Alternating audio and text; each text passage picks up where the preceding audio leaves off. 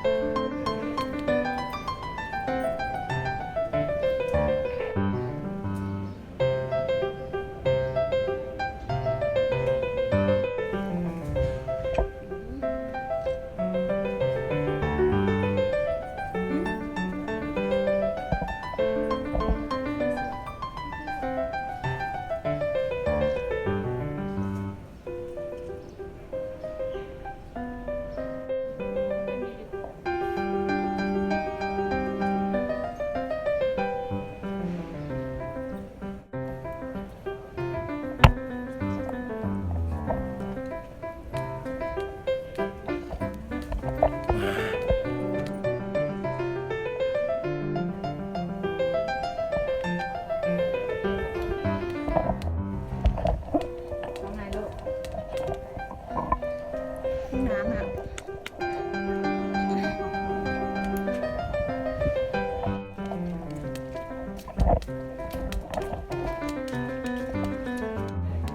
ใครจะไปห้องน้ำบ้างห้องน้ำออกประตูนี้แล้วเดี๋ยวกลับมานี่แล้วก็เดินมาเรื่อยๆห้อง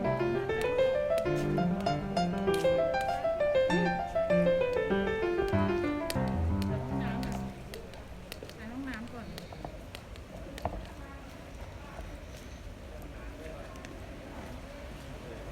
ใครไม่ไปก็รอแถวนี้ใครไม่ไปห้องน้ำก็รอตรงนี้ก็ได้ไปห้องน้ำก็ไปประตู พี่เรียกกันเหรอ เป็นไงดีที่จะเราไปห้องน้ำ กลับไปแล้วเลยแต่ไม่เห็นมันนะ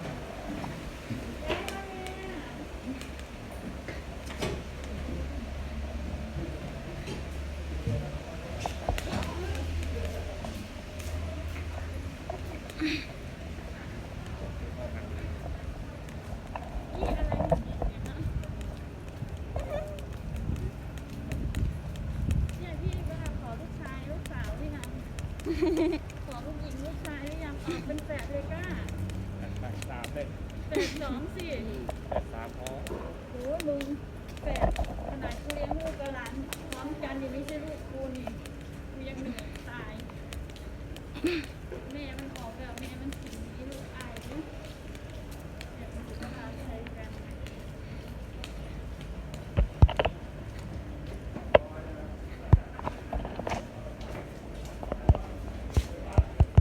ก้างขี้ยังเรียงวัดผม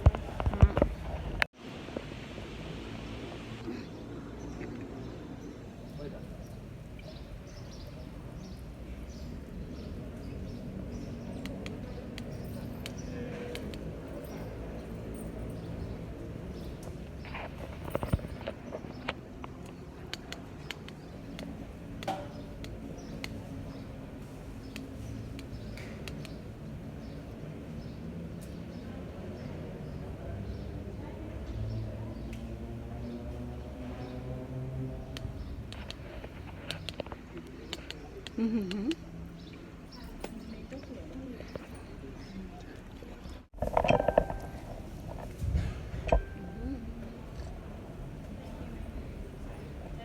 อืม ถ่ายมีสวนมากเห็นไหม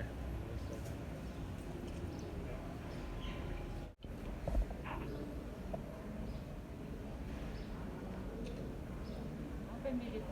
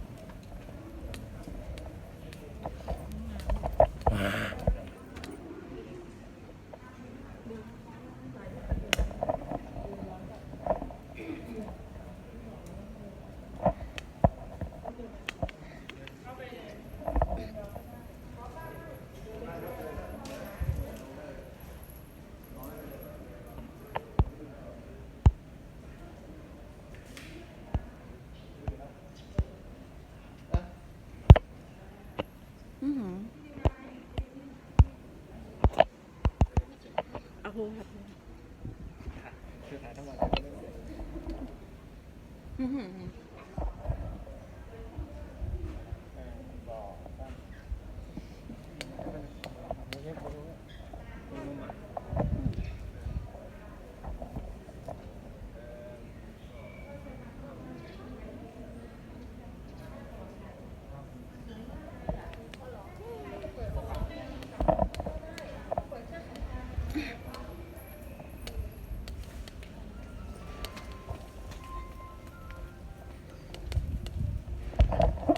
ว่าไงลูกห้องน้ำอ่ะ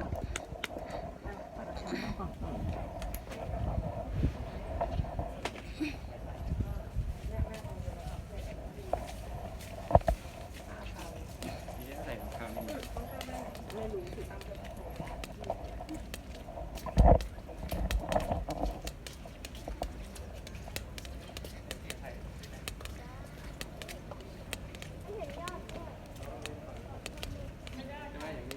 ใครจะไปห้องน้ำบ้างห้องน้ำออกประตูนี้แล้วเดี๋ยวกลับมานี่แล้วก็เดินวนเข้าไปในบ้านแล้วก็ออกประตูบ้าน อืม ไปห้องน้ำเลยไปห้องน้ำก่อน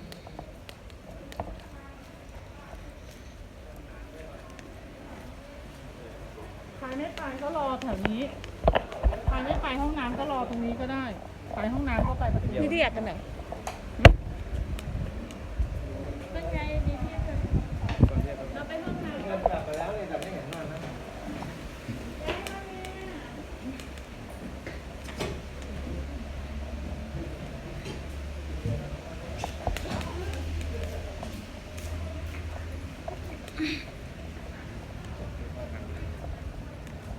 นี่อะไร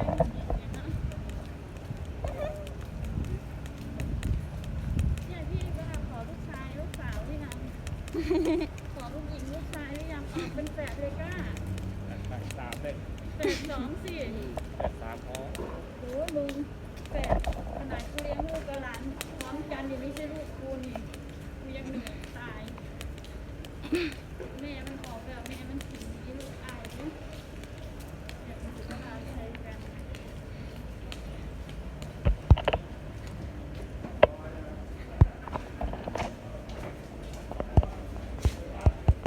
ก้างขี้ยังพยายามรัดผมเลย อืม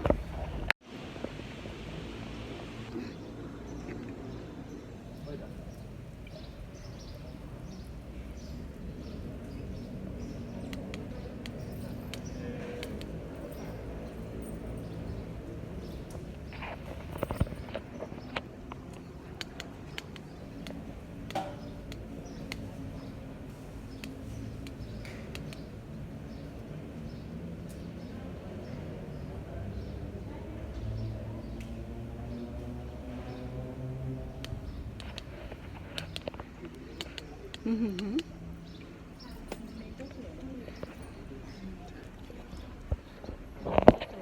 เอากล้องเธอ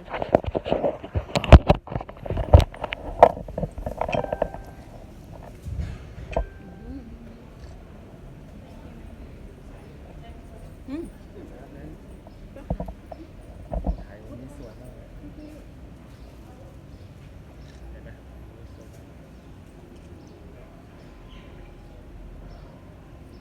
เดี๋ยวพี่ถ่ายให้ ชมสวย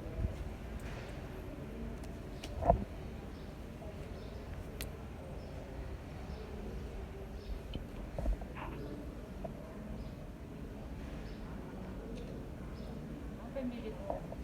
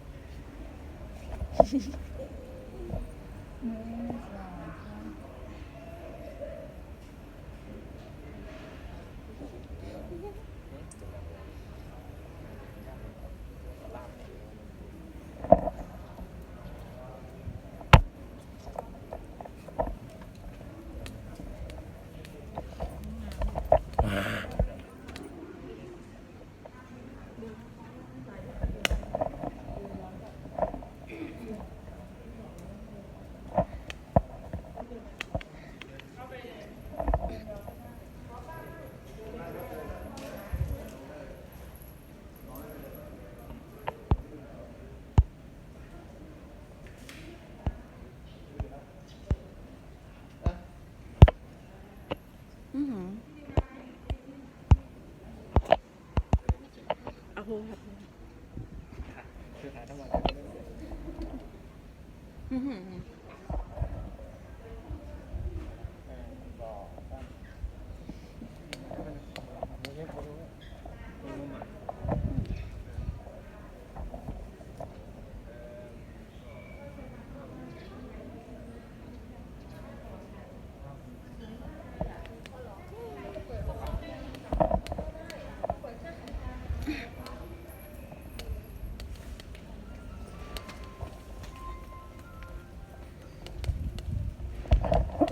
ว่าไงลูกห้องน้ำอ่ะ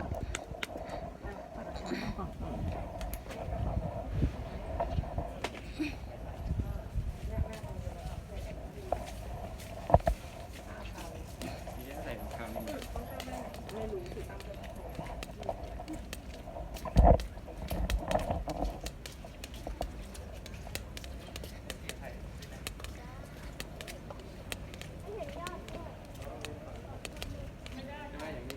ใครจะไปห้องน้ำบ้างห้องน้ำออกประตูนี้แล้วเดี๋ยวกลับมานี่แล้วก็เดินวนเข้าไปในบางแล้วก็ออกประตูบาง อืม ไปห้องน้ำเลยไปห้องน้ำก่อน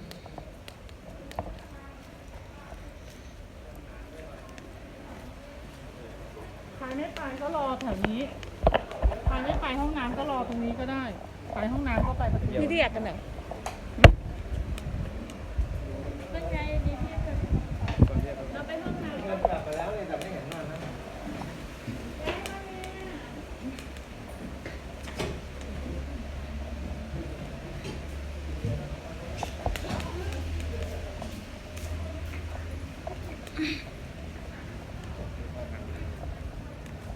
นี่อะไร